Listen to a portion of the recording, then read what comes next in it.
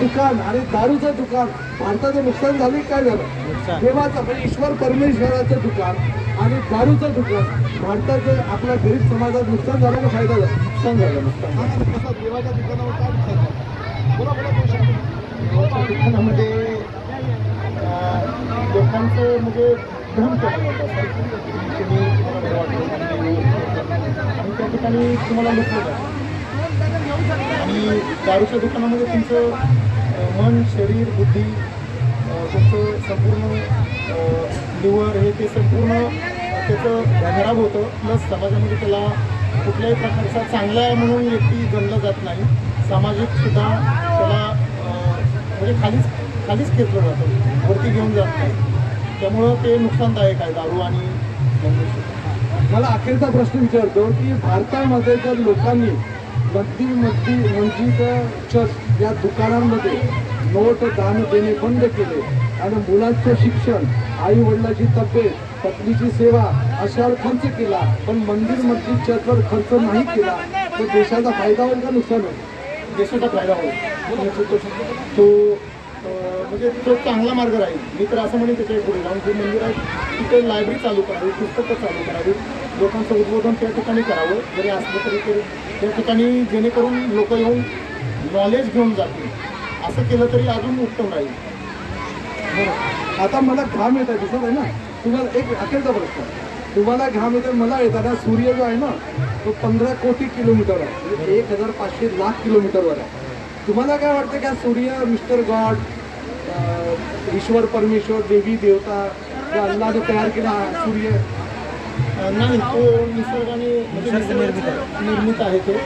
आणि त्याची big bang theory आहे, त्याप्रमाणे ते तयार झालं. असं काही आपल्याला ईश्वर नेतृत्व वगैरे काही नाही झालं. सर, संजय कांबळे सरांकरता जोरात सर्वांनी टाळ्या वाजवा. धन्यवाद. अतिशय महत्त्वपूर्ण आदरणीय अनेक उपासकांच्या माध्यमातून प्रश्न घेऊन लोकांमध्ये प्रबोधन करत आहेत. हा त्यांचा स्टॉल आहे. बाबासाहेबांच्या दृष्टिकोनातून धम्मचळवळ गतिमान करण्याच्या अनुषंगाने आदरणीय सरांनी हा स्टॉल उभा केलेला आहे. अनेक मान्यवर या स्टॉलला भेटी देत आहेत.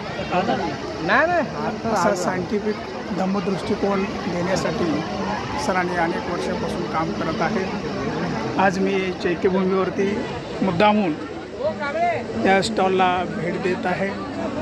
हे पहा, त्यांची ही सगळी टीम आहे. हे पहा, लोकांच्या हातामध्ये जे धागे आहेत ते तोडून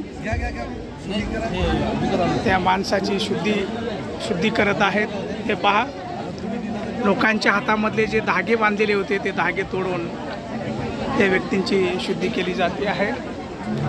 हे पहा, सरांनी अतिशय उत्कृष्ट असं नसीब, आत्मा, अज्ञान, अंधश्रद्धा, जाती शोषण की लाश अशा विषयाच्या अनुषंगाने लोकांमध्ये प्रबोधन करत आहेत.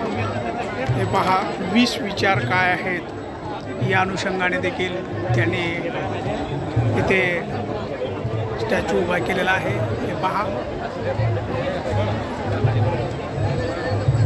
बाबासाहेबांचा वैज्ञानिक दृष्टिकोन देणं समाजाला किती महत्त्वाचं आहे हा उद्देश ठेवून सरांनी अतिशय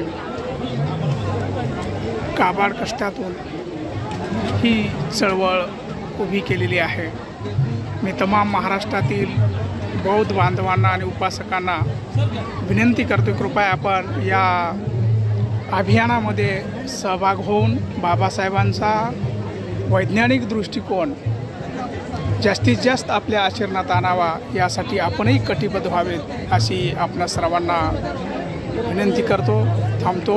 जय भीम, नमो बुद्धाय.